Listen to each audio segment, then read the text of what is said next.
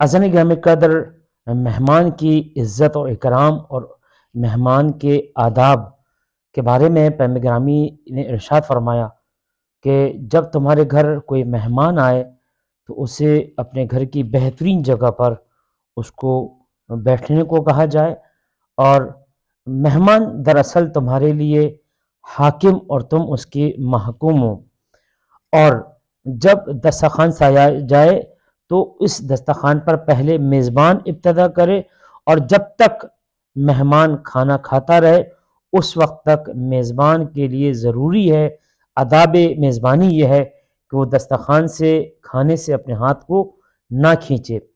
اور اسی طرح پیغمبر گرامی نے ایک آداب بشریت کو بیان کرتے ہوئے ارشاد فرمایا کہ کسی عام شخص کے احترام میں کھڑا ہونا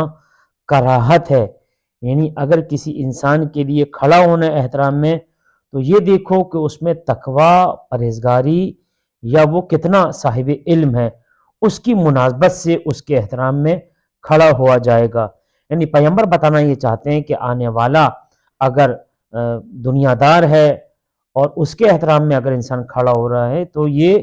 اصل میں وہ اس انسان کے لیے کے احترام میں نہیں کھڑا ہو رہا، بلکہ یہ اس کی دولت کا احترام کر رہا ہے۔ امام جعفر صادق علیہ السلام یہ ارشاد فرماتے ہیں کہ جب ایک مومن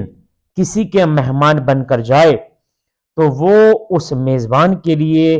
تحائف تحفہ اپنی حیثیت کے مطابق لے کر جائے۔ بہترین تحفوں میں سے ایک تحفہ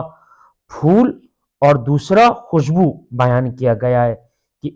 عطریات یعنی خوشبو کو،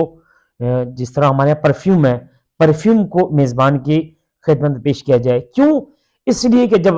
روز محشر ہوگا تو پروردگار عالم کی آواز گونجے گی اور سب اہل محشر سنیں گے کہ میں نے آج کے دن جنت کا کھانا اپنے انبیاء، ان کے اوصیاء کے لیے حلال کیا ہے، اور باقی پوری دنیا کے لیے، اہل بشر کے لیے یہ جائز نہیں ہے، مگر ان لوگوں کے لیے کہ جو صاحبان ایمان ہیں اور جو اپنے مہمانوں کا احترام کرتے تھے۔ میں ایک روایت کو مولا کائنات سے منسوب ہے، وہ روایت کہ ایک انسان، ایک چاہنے والا اپنے بیٹے کے ساتھ مولا کائنات کے گھر میں بہت دور سے ایک دوسرے شہر سے آتا ہے، اور مولا کائنات امام حسن سے کہہ کر اس کے لیے اپنے مہمان کے لیے دسترخوان بچھواتے ہیں۔ جب کھانا چن دیا جاتا ہے تو مولا کائنات اپنے مہمان کو دعوت دیتے ہیں کہ صحن خانہ میں آؤ، اور مولا اپنے ہاتھ میں وہ پانی کا ظرف لیتے ہیں اور اپنے مہمان کے ہاتھ کو دھلاتے ہیں۔ وہ لاکھ چاہتا ہے، کوشش کرتے ہیں کہ مولا آپ میرے وقت کے امام ہیں، کہا نہیں، یہ ہمارے یہاں سنت ہے، یہ حکم پیغمبر ہے کہ مہمان کے ہاتھوں کو میزبان دھلائے۔ اور ایک عجیب چشم فلک نے منظر دیکھا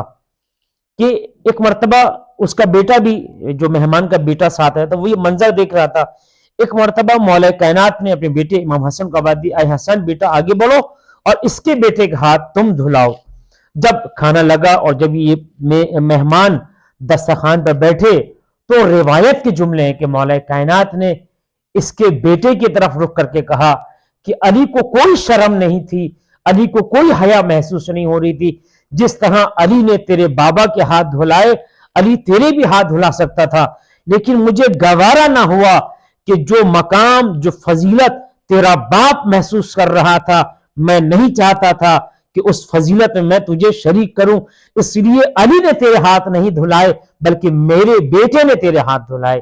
السلام علیکم ورحمۃ اللہ وبرکاتہ۔